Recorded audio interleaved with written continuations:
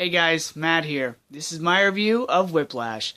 This movie is directed by Damien Chazelle, and the movie stars Miles Teller and J.K. Simmons, with Paul Reiser and Melissa Benoist. Whiplash is the story of a young drummer named Andrew Neiman, played by Miles Teller, who has aspirations of becoming one of the greats. And he meets an intense instructor, played by J.K. Simmons, who wants to push him to become nothing but better. The acting from everybody involved in this movie was really good, including the smaller roles from Paul Reiser and Melissa Benoist. Miles Teller, to me, is the standout, only because I've seen Oz. J.K. Simmons can be an intense actor, and I'm really glad that he was. However, Miles Teller has had this history of playing like these younger Robert Downey Jr. type characters where he's young, he's a smartass, and he talks really fast. But movies like The Spectacular Now and now Whiplash show that he's more than just a comedic actor. He can play serious dramas. Now on to the great J.K. Simmons. He's one of my favorite actors, and I'm really glad an actor like that that's done these smaller roles is finally getting recognition, and I'm so glad he's being nominated for an Academy Award.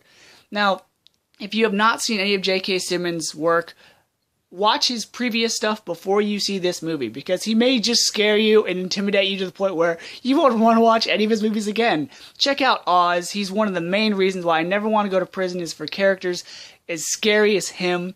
Watch Spider-Man. He is the best and probably the only person that can play Jonah Jameson in that role. Watch Up in the Air, watch I Love You Man, watch Thank You for Smoking, watch everything else he's been in prior to Whiplash first. It's really funny to see him go from being the voice of the yellow M&M to Fletcher in Whiplash, because it's quite a difference in character. Now, I really liked his character in this movie because it told the story, just like Louis Gossett Jr. in An Officer and a Gentleman, just like Robert De Niro in Men of Honor. You had this character that was very harsh and seemingly very racist, or just didn't like him, or just had an agenda against him, but his real mission was to just make the person he was being so hard on better. And I really liked how they told this story, both throughout the relationship between Andrew and Fletcher, but also through the drumming in general. There's not much more I can say about this movie. It was all great.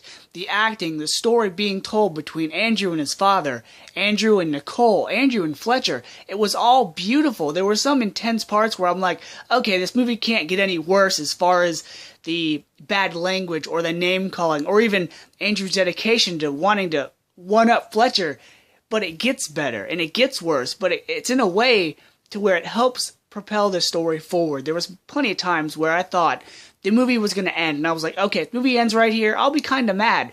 But it keeps going, and the beginning of this movie is just as intense and heart-pounding as the end of the movie. This movie has one of the best ending scenes I've ever seen, because it's just so good and it just makes you so excited and amped up, and it's just awesome. So because the music is really good, the acting is amazing, the storytelling is beautiful, though there's a lot of bad words and foul language involved, it's a great movie. That's why I'm going to give Whiplash an A, bordering on an A+. The only problem is there's one scene where Andrew is confronting his girlfriend, and he really just comes off like a different type of character in regards to the rest of the movie. So because of that one thing, I'm not going to give it an A+ right now. So until next time, guys, see ya. And I definitely recommend Whiplash, so check it out.